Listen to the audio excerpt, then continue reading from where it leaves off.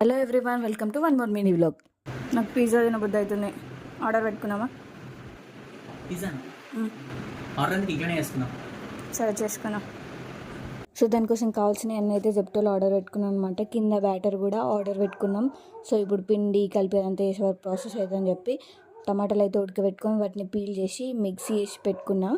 అయితే garlic sauce కోసం అయితే గార్లిక్, మిర్చి, పుట్నాలు, పుదీనా, కళ్యామాకు అవన్నీ వేసి గ్రైండ్ చేసి పెట్టుకోవాలన్నమాట. దాన్ని కూడా ఒక నిమ్మకాయ వెనుకోవాలి కొంచెం.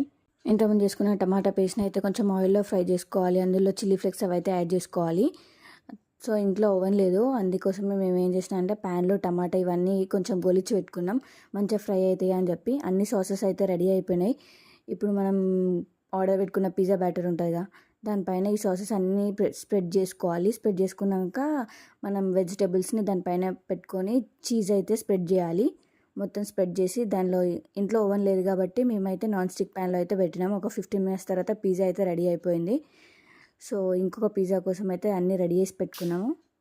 సో ఇప్పుడు దాన్ని మంచిగా 4 pieces లాగా కట్ చేసుకొని తినడమే. తను చూడండి మంచిగా కట్ చేసిండో. సో ఇప్పుడైతే తన రియాక్షన్ చూద్దాం, ఎట్లా ఇస్తాడా. మంచి సాంగ్స్ వినుకుంటూ ఈవినింగ్ టైంలో అయితే మంచిగా పిజ్జా చేసుకొని అయితే తిన్నాం.